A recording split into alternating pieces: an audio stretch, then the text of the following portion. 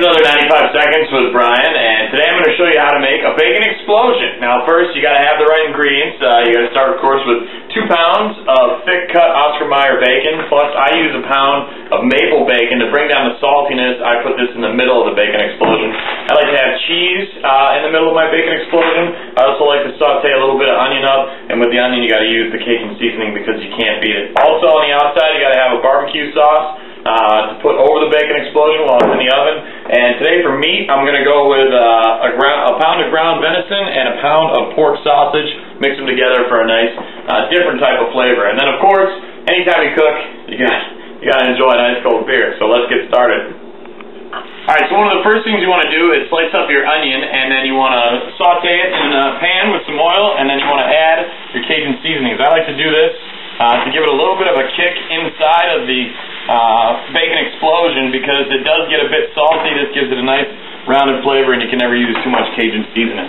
After you've sauteed your onions with the Cajun seasoning, what I like to do is get maple bacon. You slice it up and then you fry it up in a pan, and this will go in the middle of your bacon explosion. So after you've sauteed your onions and after you've sauteed your maple bacon, what you got to do is make your bacon weave with your Oscar Mayer thick cut bacon, which you can see right here. After you've made your bacon weave, the next part is to spread out your ground meat on top of your bacon weave so that you can then lay out your onions and your sauteed bacon and get ready to roll, because after this we're going to roll it, throw it in the oven, and we'll be good to go. So you've got your bacon weave, you've got your ground meat on top of it, and then the next thing I like to do is add a little bit of ground shredded cheese on top. Get a nice little layer of shredded cheese in the middle.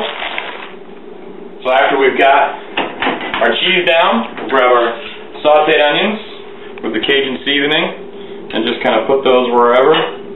No real rhyme or reason. And then once we have our sauteed onions down, we can take our nice and crispy maple bacon, sprinkle it in the middle, your bacon explosion as it starts to come together. Since I don't have a smoker, I got to cook my bacon explosions in the oven. I cook them at 350 for a couple of hours. You just kind of eyeball it. There's really no real set time that you can leave it in there. Obviously you want to put it in there for a couple hours to make sure your meat's cooked all the way through, but depends on how crispy you like your bacon on the outside. If you want it really crispy, then you leave it in there for longer, maybe even turn on the broiler so you get all sides of the bacon nice and crispy. If you like it chewy, then you can just throw it in there until you get the desired texture.